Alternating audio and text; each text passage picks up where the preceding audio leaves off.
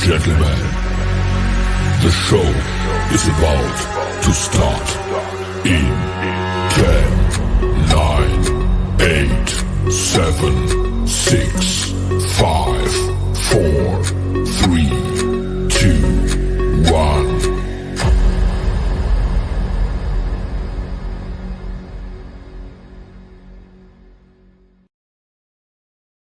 The following program is rated TV MAL. It contains strong language and is intended only for mature audiences.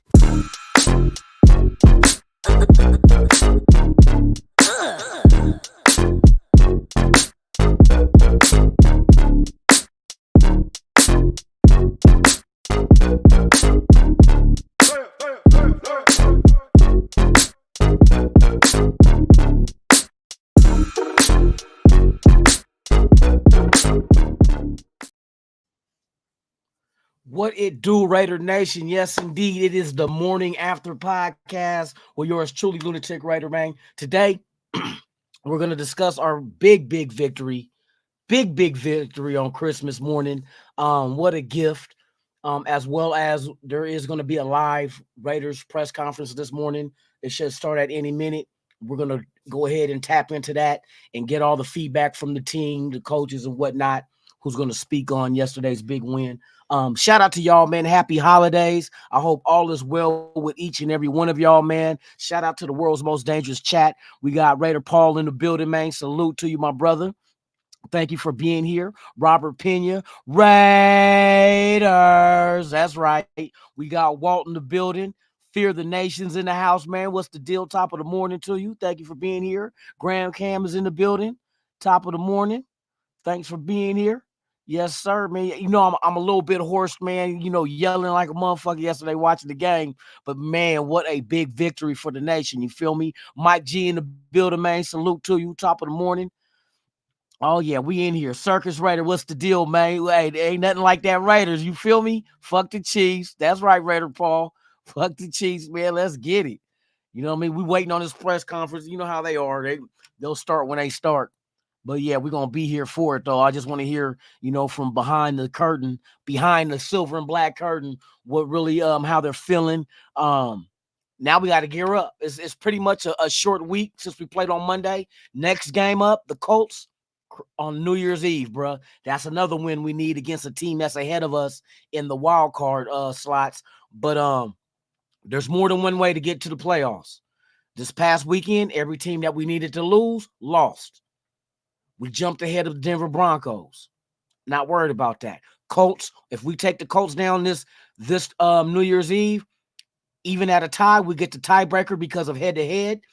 If Denver somehow bounces back, but we beat them, we got to win our last two games. That's bottom line. Bottom line, Raiders got to win the last two games, which includes the Colts and Denver in that schedule. We beat Denver. That's a sweep. Head-to-head, we got them even on any other kind of tie. You know what I mean? Then we got to worry about Cincinnati. Now, here's the dilemma. Chiefs play Cincinnati this coming weekend. Chiefs lose, good for us, because if we went out and the Chiefs lose the last two, we win the division. But if that does not happen and the Chiefs do beat the Bengals, now the Chiefs did us a solid by beating the Bengals, who are ahead of us in the wild card spot. Let me go take a look. Oh, I got it right here too. So right now, as it stands in the AFC, you got Baltimore, who beat the shit out the punk ass 69ers. Last night. Shout out to the Be More Ravens for handling them suckers. You feel me? But Baltimore has the 1 seed, Miami 2. Right now, Kansas City is 3 because of the division. They are currently sitting at 9-6. Behind them is Jacksonville at 8-7. Now, as the wild card picture shapes up, the 3 teams in the wild card spots are Cleveland at 10-5, Buffalo at 9-6, and Indianapolis at 8-7. Indianapolis, that third wild card, is what we're shooting for. They're 8-7. We are 7-8. We beat them this weekend. We tie with them, but we jumped them because head-to-head we beat them, giving us the tiebreaker. So that'll drop them out. But there's a couple of teams ahead of us. You got the Texans at 8-7, and Pittsburgh at 8-7, and Cincinnati at 8-7. So we can get in as a wild card, or the best overall scenario is getting in as the division champs. Raider Goon, salute to you, man. Happy holidays. Yes, sir. So yeah, we got more than one road to travel. But the wild card route, we do need Cincinnati to lose.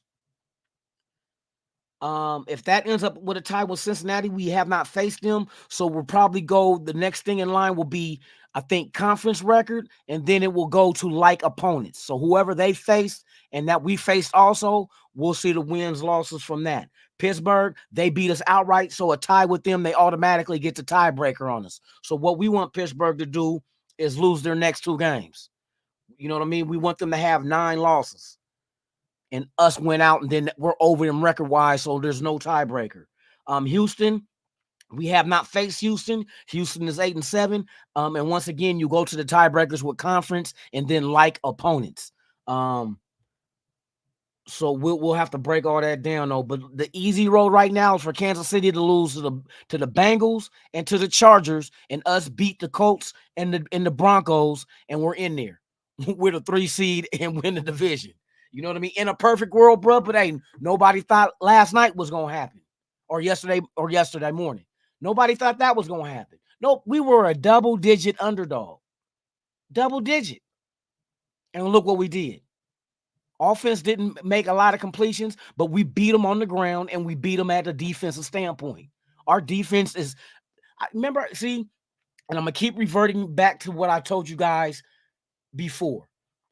We don't have to sit here and worry about going out there and getting big-name defensive players. It's not about big-name defensive players. It's about getting the right players that can play together as a whole. Once again, the team as a whole, it's starting right now, y'all. Let's go into it. When the clock hit 0-0-0, what went through your mind? Saw the emotions on the field. Yeah, finally, right? 60 minutes of football. What we've been working towards.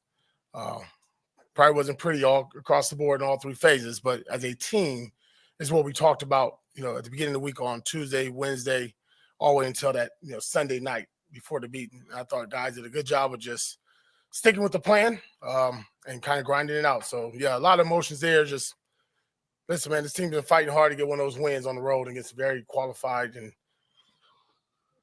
Super Bowl champs, man. You beat them at their place. That's hard to do. What does it tell you about the offensive line where they're able to open up holes for Zamir when everyone in the building knows you're going to run the route? You get the smile. Best part about it, I said it yesterday in the press conference.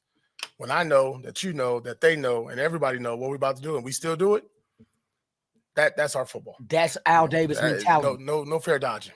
It is what it is. It don't matter if they know what it up. Play. That's football in the month of December. That's what I'm used to. That's what I grew up seeing and watching with the Raiders, myself. That's winning football. Is he earning more playing time even if Josh? Let's go. I think everybody's like, we evaluate everything as you play. Good players play. If you're a good player and you're producing, you're helping us win, you win. But that's right, Mike. Appreciate it. Hit that, smash that like, y'all. Smash that Josh like. Jacobs is one of the best running backs in the National Football League, and we got somebody who can help us out. Zamir White out of nowhere, right in that role. And Zeus knows that. It was really good to see him finish the game the way he finished. Very strong, very violent, very explosive. Everything we've been seeing in practice came to fruition. Right on, Goon. Coach, who are some players who did not see a lot of playing time under the previous regime, but you've given them some time? Who are some of those players who have impressed you so far? Yeah, I mean, start with 51. Start with Mumford. Go with Zeus. Big Mike, the tight end. Obviously, Jack Jones, that helped us. Be honest, man, a lot of guys. If you really look at it, this is really the last 3 weeks. You've seen the youth of our team, from second-year players to rookies, really stepping up. Yeah. When their name is called. And let's go through the roster yesterday. Left tackle, second-year player. Left guard, second-year player. Quarterback, rookie. Running back, second-year player. It's just impressive. Jack Jones, second-year player. And then all those third-year players who really haven't contributed a lot, like Malcolm Coons, really coming along and just being, dominant now, back-to-back weeks. Wow, right? Wow. And when you have a guy like Max Crosby on defense, you just waited for somebody. We've been waiting. Malcolm Who's going to be that Kuntz. guy, to step up and like, man, look, this guy's getting double, Malcolm triple Kuntz. Hey, you fear got the the one-on-ones, nation. buddy. Put some respect You on got his to win him, name. and he's done that, and he's been an outstanding job. So, I mean, I can go on and on with that list, but I think those are some of the key players there that stood out. Coach, to that point, what can you say about the growth and development of Nate Hobbs? Man, Nate's explosive, the maturity. Josh, who? I mean, we've moved him around Hey, quite the a only bit. JJ I know the is last Jack 2 Jones. years, over the last 2 years. Shit. Corner, star, nickel, and he really makes his money inside. He's a very violent football player. He's explosive. He can tackle in space. He can cover. Hit that thumbs He's a good up, man. blitzer. Subscribe if you haven't. I think when you look at Nate, I think it's just the game slowing down for him.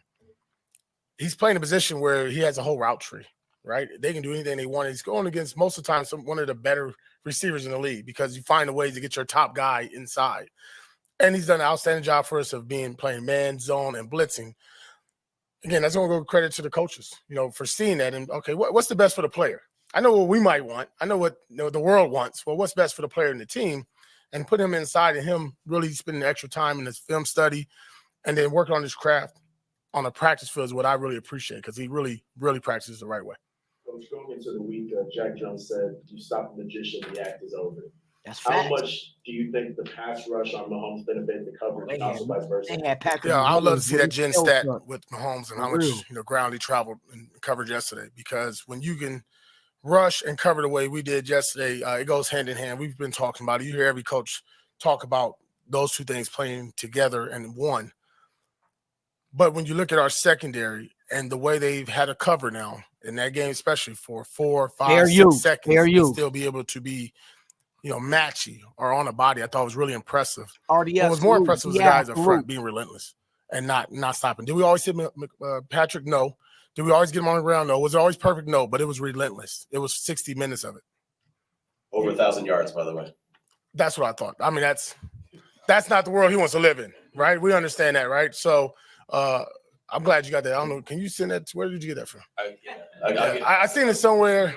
Yeah, listen. I know you had all the scribbly lines.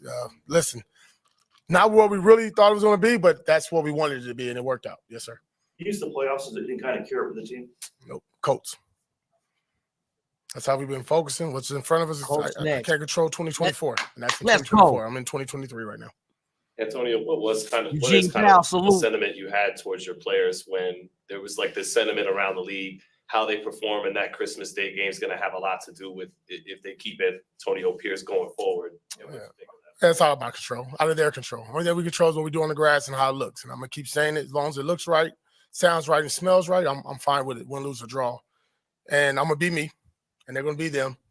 And when this bad boy's over with, hopefully it all works out and we're together for more years to come. Coach, obviously you'll be considered for the permanent position. How will you make your case to Mark Davis in terms of saying, I'm the man? My resume's on the grass. Which one? I can put up a fancy presentation. I've seen that before. Yeah. I can put up stats. I can put up my resume. His resume's on the The grass. best thing that happened for On me the was field. opportunity. Let's go. And as like I said this maybe last week, the worst day I was going to be as a head coach was my first day. And each day is my job. He And learns. I really people, man, take pride in growing each and every day to get better. No different than when I was a player to get better. And by the end, Yep, you like look at being it, a rookie whatever your player. career was and whatever my coaching career is, that you sit there and say, look, this is what he was. And hopefully Mark Davis sees improvement and growth within our team. He sees the style and play that he wants from the Raiders. He sees a fan base that's behind us. He sees a building that loves coming to work and loves being here, and people that's covering the team, enjoying covering the team. And at the end of the day, we got to win. And right now, our record is 4-3. What role will be beating Kansas City play in that, do you think? Oh, so we're what, 2-1 in division, beating those guys at home. How many times has that happened in the last 25 years with the Raiders? Does anybody know? Not much. I don't know the exact number. Less than a handful, right? So let's go 3. Most of those guys were, gurus. Not a defensive coach who never did it before, right? And did it a certain way, right? Did it our way, right? Go, The Raiders' way, right? He'll figure that out. In what ways do you feel like you've already grown in the job since day one? And do you have to look at football in a different way than you ever did before as a head coach? I mean, you're dialed in 60 minutes. Players, coaches, calls, situations. I mean, At first, they're like, "Oh yeah, I'm just worried about situations." Oh, okay, what's the call offensively?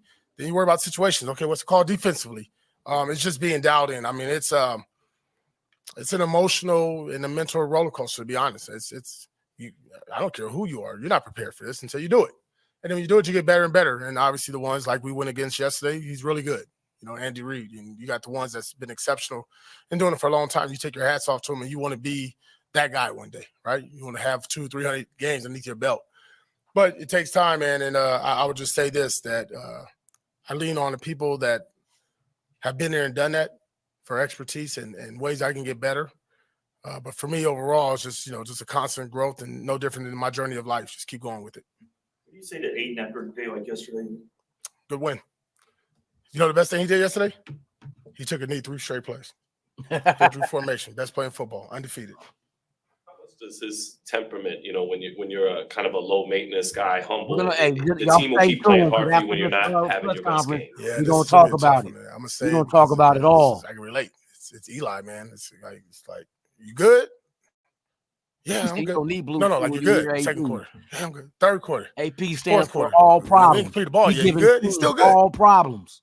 You feel me? That shocked me yesterday because I was looking. I wanted to see if I was gonna see that look in his eye, but he understood it was a team game, and yesterday wasn't his day, and the rest of the team carried him, and that's fine. That's okay. There's gonna be days where this young man is gonna have opportunity to carry a team in this organization, and Good shit, we're gonna man. lean on him elsewhere. That's So a leader. to That is have a that, leader. I call it poker face and that even kill. That's fine. I don't need him to be AP. Don't have that fiery. Don't be passionate. Don't be going crazy and getting bleeped every 5 minutes. Don't do that. No. Just be nice and calm and under control and manage the game and don't turn the ball over. Even though, he was active, he didn't play the majority of the game. How big was it for Colton Miller to come in for Jermaine on that last play to kind of set up the bigger formation? Yeah, really shocking. I mean, when it happened, I just looked around looking for the offensive line coach and Cam, and all right, who's going in? I just saw the 6'8" dude running to grab his helmet. I'm like, what is he doing? Because we're trying to take care of him, be smart. And he said, I'm ready. What I'm going to say, I just fell back. Yeah, shout out and to that's what you Colton Miller. expect out of a mean? a leader, a captain on your team. When the game's on the line, his name wasn't even called. His number wasn't even called. He called it himself, and I'm going to fall back and watch. And that's what That's he a did. coach. You let your tell you about your players team. run the that team. Everyone's willing to sacrifice, even though they're not healthy. Let's go. You didn't have to call him. He was You ready about to for give the me an assignment. AP I mean, it jersey, goes even to Josh Jacobs right before the game. a college I thought he was jersey. gonna play. He Get thought he was gonna play. an AP Couldn't college play. It was jersey. I in ain't the best wearing no interest that he didn't Giants play. shit. That's what I'm gonna do. What's in the best interest of the players. Fuck the Giants. But it just shows, man. The baseball team I and the remember this football question was team. asked, Fuck the maybe Giants. not to me, but one of our players. What are we playing for? And it's kind of disrespectful. What are you here for? Why are you here working? Why are you covering us? It's your job. This some You good get shit. paid to cover. You This get some paid to good play. shit, y'all. Got 17 games, 18 weeks. Shout out to It's the our all job that's here, until man. Please there's nothing subscribe. left, and then we Smash go off that season. like too, man. So what it shows you is guys that love football. We got guys that love football here, that are passionate about it, that got pride about it, that have a sense of commitment. Run game, and we're gonna to talk their about that family later. I'm gonna break it and to down this for y'all. organization, and that you respect. 2 straight games of defense scoring twice, Man, which is pretty. when is that? Okay, when is the last time that happened First time in over 10 years. in Raiders history? Never. Come on, now. Never. Come on. You don't have all that on. Niggas True. Throw it right back at you. What are you cultivating at practice? Are you stressing that or Yeah, I do it with our offensive players. When you touch the ball, touch the end zone. Mhm. I was fortunate to play with some really good football players in my career, and there's a couple that just every time they touched it, they went to the end zone offensively. And then some defensive players that did the same thing. And I'm like, wow, okay, 28 points and then they will go back, maybe not miss a even 2 play, weeks. and then come back and take the third player or so. Not even 2 weeks. And that just creates a habit. And if you Almost really, 2 weeks. I know you guys can't watch practice the whole time. 28 points by But our if you defense. were to watch our practice, you would see that throughout. Come on now. That it ain't no don't matter if fluke. it's a 2 kickoff, weeks, punt, 28 interception, points. fumble recovery. That guy's going to run into the end zone, and the next man comes in, and we just keep rolling. And that's just great habits, man. Muscle memory. How do you do something? Well, you do it consistently, and then when it turns into reality, you sit there, back, smile, y'all. you We get known for slimed on it. defense again. Michael Strahan said on the broadcast that you're doing with this team what you did with your team that you guys won a ring with. What does that mean when a guy like Strahan's talking about you on national TV like Look, that? Strahan is even giving him his props, bro. It was hard to go to New York when you had a personality like that in front of you and next to you. But we always made a pact. We were always the last two in the tunnel, shaking hands and welcoming everybody in and out of the tunnel. And Stray knows how much he means to me and how much I mean to him. It's just respect. I mean, here's a guy who did at the highest level in one city, in the biggest city for a long time, went out on top, and he's doing really well off the field. And he's a guy that, regardless that he's not in coaching, you really model yourself after of how he carries himself as an individual. Is there anything Max reminds you of Michael at that position, or? Man, Max different now. Me and Big Mike talked about that now. What I would say is consistency. I didn't believe it when I first got here. They said, "Man, Max is gonna do that every day." I'm like, "No way. There's no way this Shout guy out to can Max have Crosby, that Bad kind of Max. juice Let's each go and to every day, be Condor. bouncing off the walls." Man, we got Yeah, pieces, he does, y'all. man. Like it's crazy. I've We're never gonna seen get nothing into like some shit. Just I y'all mean, stay tuned. And you always hear that. No, literally. Marvin Lewis was here. He said, "I've never seen nothing like it." I said, "I told you, this guy just doesn't stop." And that's consistency. That's what you see in guys that would eventually at some point wear a gold jacket. Thoughts on the Colts? Physical football team. They came here last year, got after us pretty well. We're going to expect their best football. Obviously, they're good up front. Both sides, right? O-line, D-line, we got to deal with. For the Colts, big y'all. running back. We saw that last year. It wasn't pretty for us. For the Colts. And, quarterback, we got to be careful with this guy. He's tricky, and he's tricky good. And he's done a really good job for them, really just coming in and just – you can't even tell, like, is he a backup? You wouldn't know. I think he's been starting since day one, the way he's playing, the way the team plays around him. Well-coached team, obviously. Their defensive staff knows our players very well. And they run a very good scheme for their team. It's going to be a physical game. No, Jack Jones is under contract. 24-hour Paul. Yeah, we got him off waivers. We got that contract great too. playing right I home. think we got him for 2 years. Christmas Day, but today's December 26th. And we get ready to play these boys on New Year's Eve, and that's going to be fun. New Year's Eve. Let's go, y'all. Hey, me and Dirty doing a live show New Year's Eve, 10 o'clock Pacific. Y'all tune in, bruh. Tune in. All right, y'all. That was Coach AP. Hopefully we'll see. Does the interim come off that name? Let's get into it. All right. Let's talk about Aiden O'Connell. Aiden O'Connell, that was only his 8th start this season as a rookie quarterback. Production numbers wasn't great at all, not even close. But like I told Gabe, and Gabe brought it up too about, he didn't have a hell of a game. That's true. But the one thing that he did not do was lose the game. No turnovers. See, I've known great defensive teams, right, over the history of football. If you possess 2 out of the 3 of what I'm about to mention, you can have a great team and win championships that way. Now, the 3 things you will want on a team: a great quarterback, a great defense, and a great run game. But 2 of those 3 will get you championships as well. All 3, you're a dominating ass. You are a franchise dominating at all aspects. And this is where I'm going to take it back to you to explain. Aiden O'Connell ain't the greatest quarterback. He's young. What does he develop into? We don't know. Do we go draft the quarterback in the first round? Maybe we do. You can't go wrong. Let them compete. Winner takes all. What we need is the best player at the quarterback position. Now, sometimes you're not always lucky, because you can sit here, out of all the teams in the NFL, how many quarterbacks in the league would you consider to be elite? Like elite of the elite. I bet you can count them on one hand. And there's over 30 quarterbacks in the league. That tells you being an elite quarterback is few and far in between. So what you got to do is get you a competent quarterback. If you got a defense like ours and a run game like ours, a mediocre quarterback is okay. Just don't turn the ball over. You know what they call a game manager? Just don't turn it over.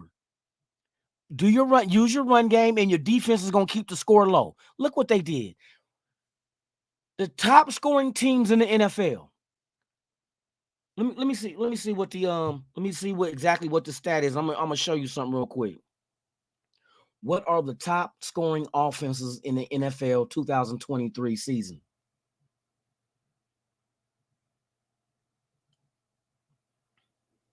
Now, we knew Miami was leading the league in scoring. We need overall offense. Overall, okay, scoring. Is that for this year? Offense.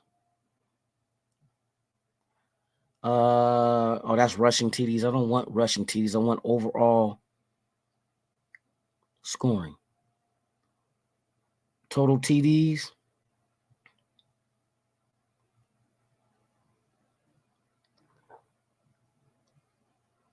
All right. So we faced Miami Dolphins and we kept Miami. What did we keep Miami to? What, 20 points when we played them?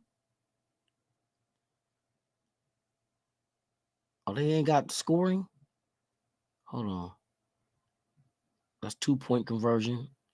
Oh, they don't even have the whole. Hold on real quick. I know Miami was averaging 34 points a game. We kept them to 20. Kansas City was up there scoring as well. We kept them to 14.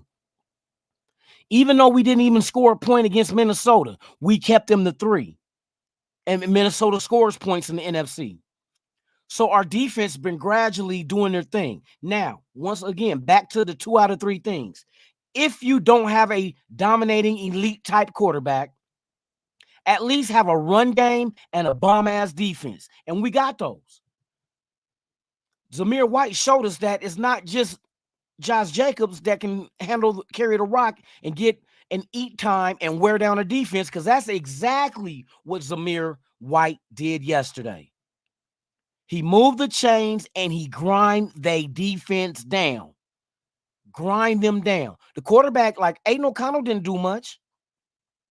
He didn't do much. But yet we won. We still scored. And with the help of the defense, see, everybody say, oh, well, that wasn't the offense that scored. The defense scored 2 touchdowns. But it's a team. The points still go in the same column, regardless if the offense or defense scores. It still goes in the same column. What column is that? The Las Vegas Raiders column. Even on special teams, if they get a punt return or a kickoff return, that score still goes in the same column with the defense and the offensive scoring. You don't split that shit down. You don't be like, okay, the offense scored this, the defense scored that, and special teams scored this. You don't break it down. It's the Raiders scored this. It don't matter how you score. Score. Like I said, our defense alone, last 2 weeks, last 2 games, 28 points by the defense. And identical. A lineman picks up a fumble and runs it in. A pick 6. In 2 weeks in a row. This is what you get. This is what you call a complete team. So when somebody is not playing good, you expect everybody else to stand up and step up, and exactly what the defense and the run game did. Exactly. The run game stepped up without a Josh Jacobs. You had an offensive line without Colton Miller until later in the game. You know what I mean? You had people that had to step up. A rookie quarterback in his 8th start against a Kansas City team who has good defensive fronts to call. He got sacked a few times, but the most important and impressive stat with Aiden O'Connell, he did not turn over the football. How many turnovers did Kansas City have? I'll wait. Didn't that kill them? A fumble led to a touchdown. A pick 6 led to a touchdown. That hurts you. That kills you. That's what killed Kansas City. That's what killed them. We only scored 14 points on turnovers. Aiden O'Connell did not turn it over. So it's not of his. We can sit here and talk about his performance or lack thereof, but at the same time, we can look at the lack of him not turning over the ball. That's very important. Take a sack. Don't try to make something happen and just throw something up and get it picked off. That was the difference in the game. The difference in the game was the Kansas City's turnovers versus the Raiders' non-turnovers. And that's the margin of victory. Those fucking touchdowns. If we did not have those 14 points, bro, we would have lost. Without those turnovers by Kansas City, we would have lost. But guess what our defense did? They had Mahomes shook. He was shook like a female in Wisconsin was going to pop up and say she was sexually harassed by him. And he about to get hit with a court. He was shook like P. Diddy. He was Harlem shaking on that field. You feel me? Had him shook like P. Mickey Ficky Diddy. Yeah. You just can't settle off the grass with us, though. You gotta face the music when we play y'all. We don't like y'all. You don't like us. But a day has changed. Y'all had dominance for 5 years. 5 years straight dominance, first in every category.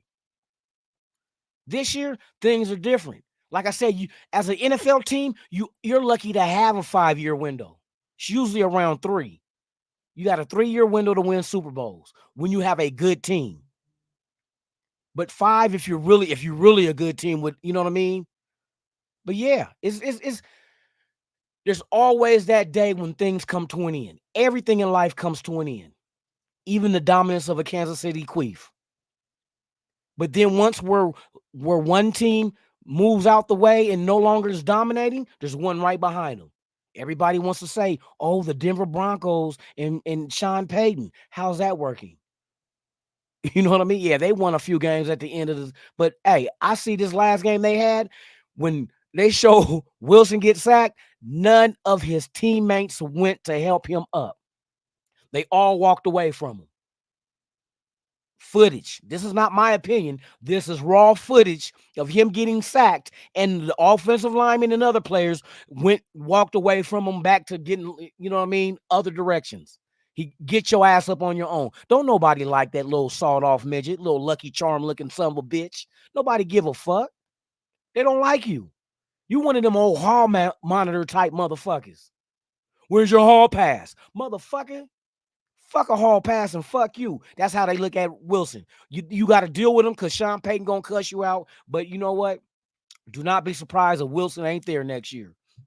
They're going to try to trade Wilson. They're going to try to trade him. This is my assumption. This is not fact, but my assumption is you're going to try to get something off of him. You're not going to eat that kind of money and you're trying to rebuild that team. You don't have a decent draft pick. Do you go draft? Does Sean Payton go draft his quarterback? We shall soon see. Zamir White, hats off to you, man. No quit. Like sometimes you need to give people the reps to go ahead and develop into a good player. And we understand Josh Jacobs is the one we're going to go to.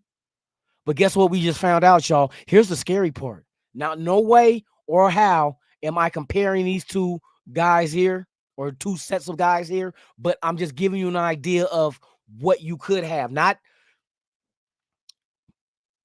what being equivalent to what I'm about to mention, but this I'm keeping it all in Raider in-house.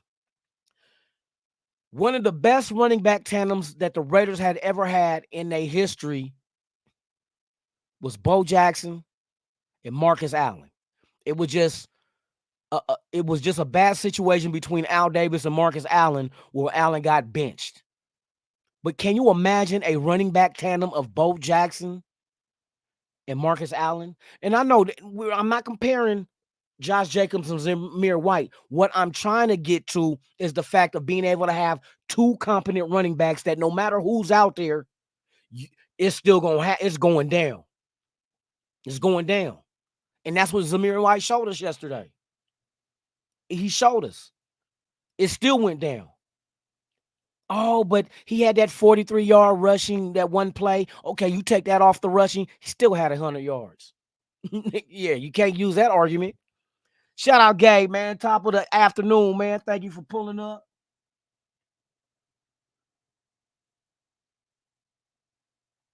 Hey, Gabe, post June 1st trade to free up a lot of money for Denver. And I guarantee you, there is a team out there that feels they're a quarterback away. They'll bite more on Wilson than they will bite on Garoppolo. Facts. But some team might think that, hey, Russell Wilson, hey, we get him, we good. You know what I mean? Who? I don't know. Maybe if they want to go with an NFC team, there's plenty of NFC teams that think they're a quarterback away that, you know what I mean? They can be dominant. Especially with injuries and all that being involved. But I don't know. But I know post-June trades, like if we were to trade Jimmy Garoppolo, if some team, some way, somehow decided to trade for him and we trade him post-June 1st, that throws $24 million back under the cap, and we only take a dead cap hit of 1.8 8 million, 1.8 million dead cap with 24 million going back under the cap if we trade him post June 1st. But who's going to trade for him? I'll take a 7th round pick. I would swap 7th round picks with somebody, you know what I mean? So they can move up to get rid of Garoppolo and add 24 million to our cap. That's what I would do if there was somebody out there willing to do that.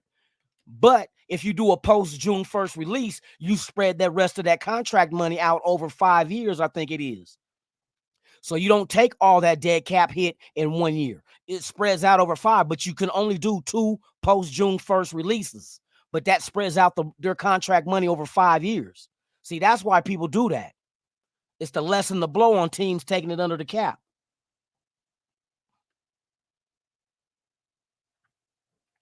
But yeah, man, Colts is next. We need this win. We'll jump them in that case.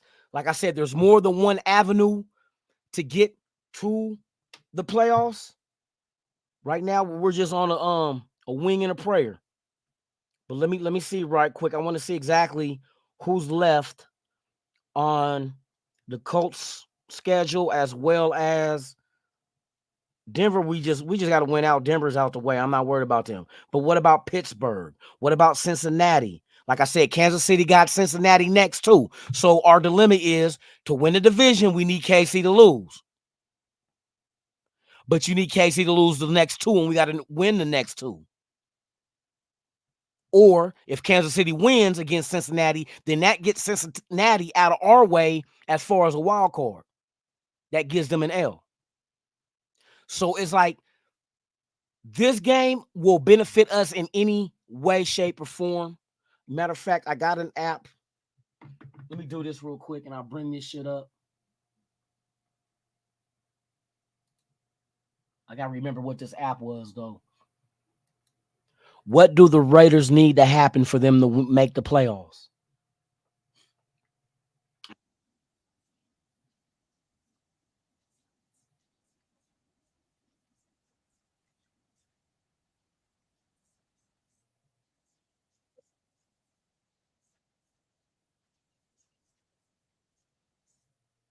Now, you remember we were only a 1% chance of making the playoffs?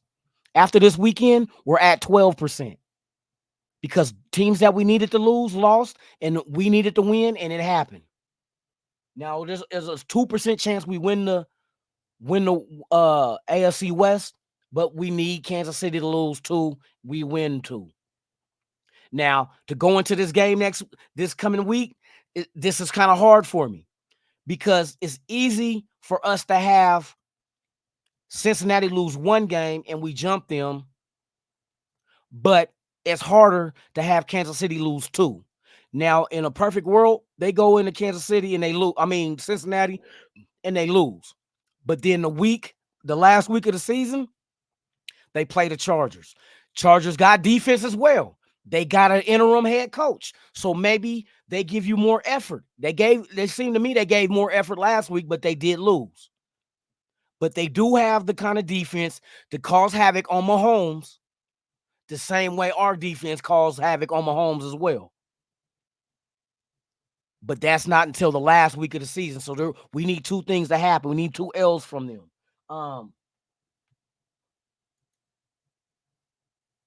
There's this one website where I can go ahead and I think AP deserves to get the job, bro. But I'm not sold on offensive coordinator. And there's other things we got to attend to. Quarterback. That's definitely one thing we got to address. Just imagine if this team that we currently had a quarterback that can get out there and do his thing. You know what I mean? I believe, you remember what everybody said, Garoppolo's only good when he has a defense and an offensive line? Bro, what do we got now? You know what I mean? But I understand they're going to stick with the young fella. They're going to ride it out and just rely on the run game and the defense.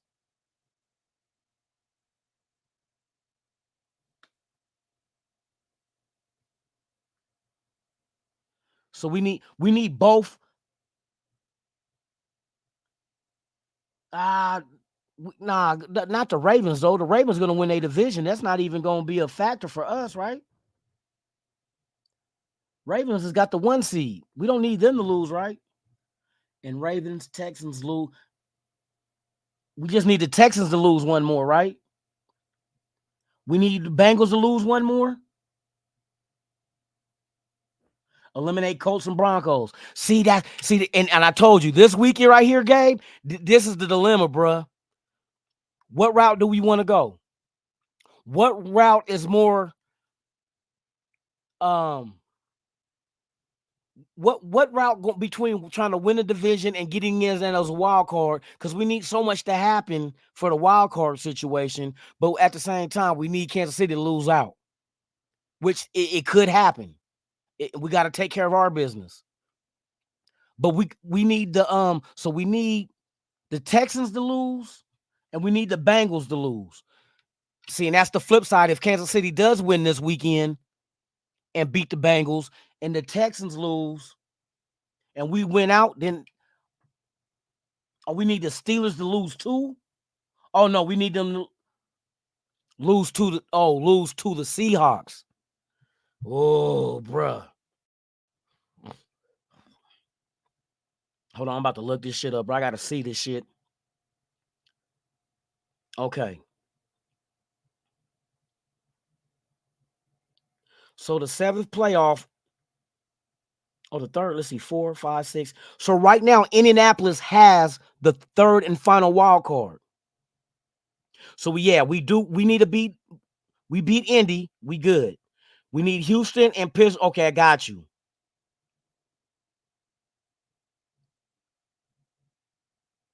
Nah, we need Pittsburgh to lose 2 times, right?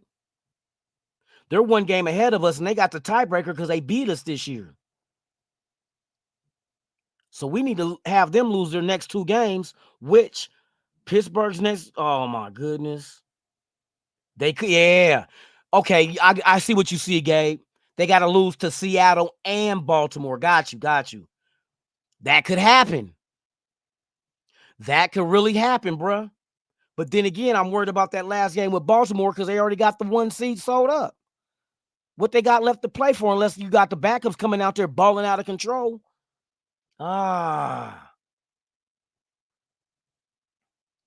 So Pittsburgh, we need them to lose the last 2 games.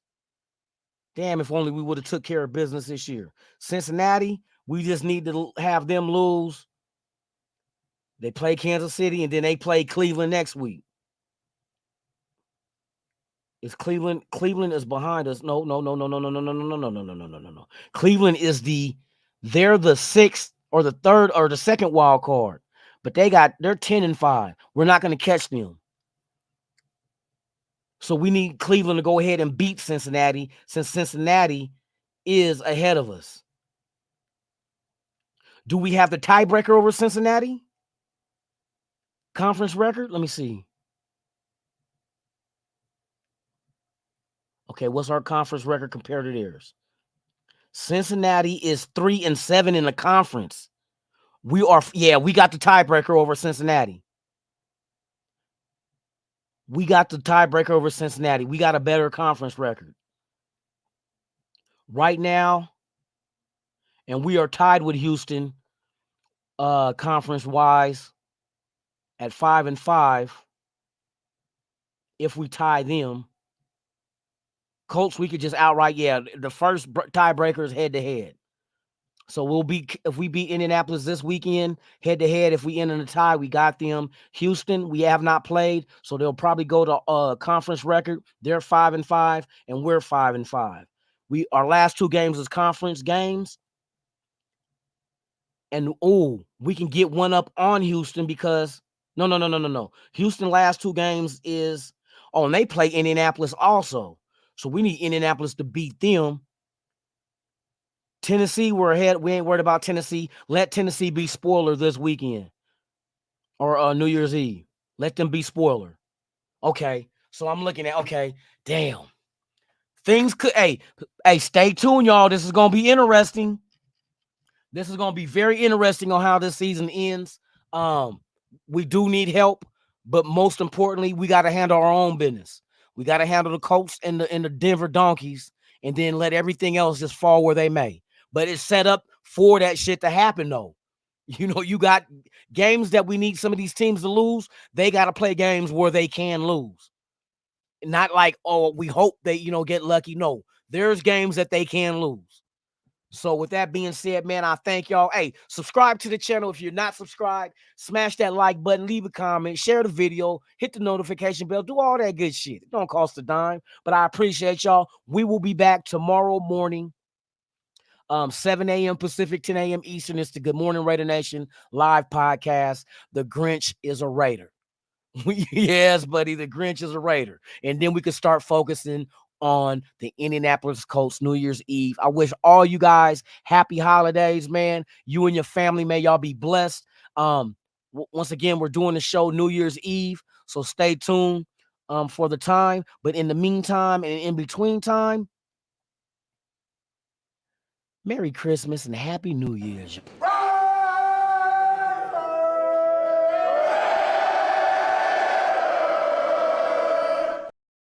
I'm Lunatic Raider, Raiders Allegiance, man. Y'all been watching, the day after. Go Raiders, man. Right on. Lunatic Raider, I'm out this. B-I-N.